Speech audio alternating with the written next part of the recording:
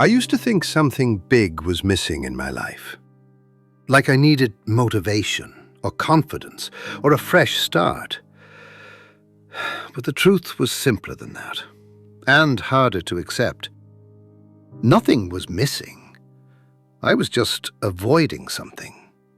Not consciously, not dramatically, quietly. I wasn't lazy, I wasn't broken, I wasn't unlucky. I was just delaying the one thing I knew I needed to face. And the scary part is, I didn't even realize I was doing it. I thought I was thinking things through. I thought I was waiting for the right time. I thought I was being responsible. But looking back now, I can see it clearly. I wasn't preparing. I was hiding. For a long time, my days looked productive on the surface. I stayed busy. I filled my time. I kept myself occupied. But deep down, I knew something was off. There was this constant background tension, like a low hum in my chest. Not stress exactly, more like unfinished business. Every night when things got quiet, the same thoughts showed up. You know what you should be doing. You know what you're avoiding. You know this isn't it.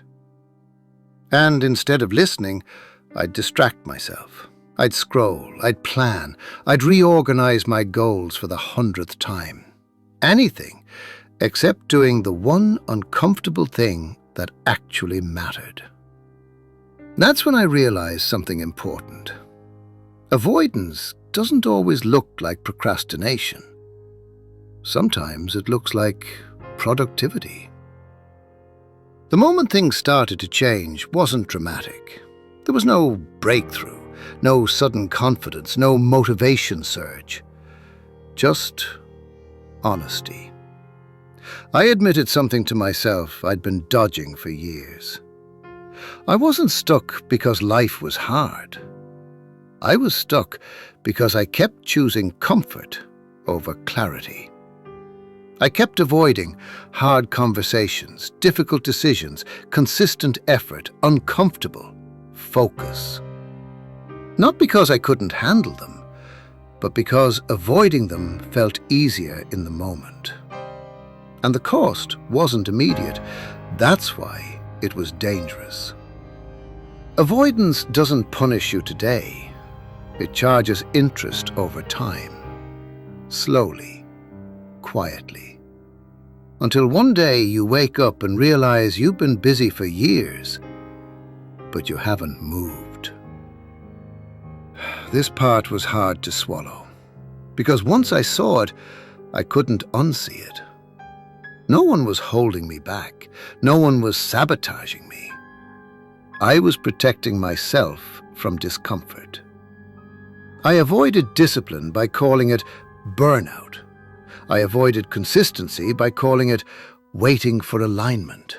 I avoided risk by calling it being realistic.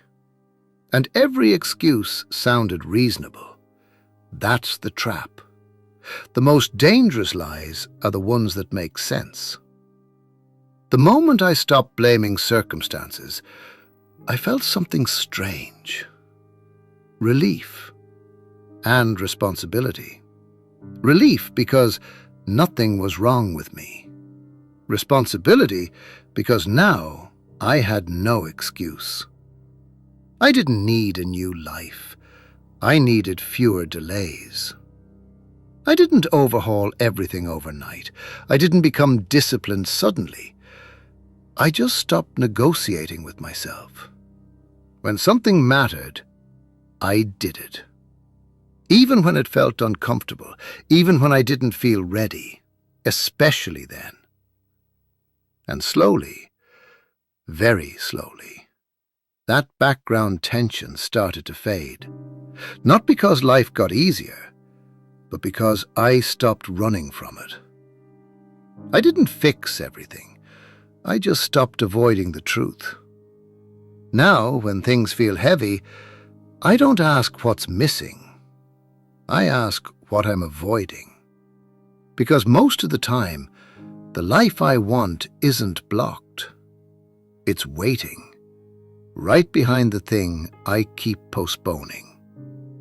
And I'm starting to realize facing it once is easier than avoiding it forever.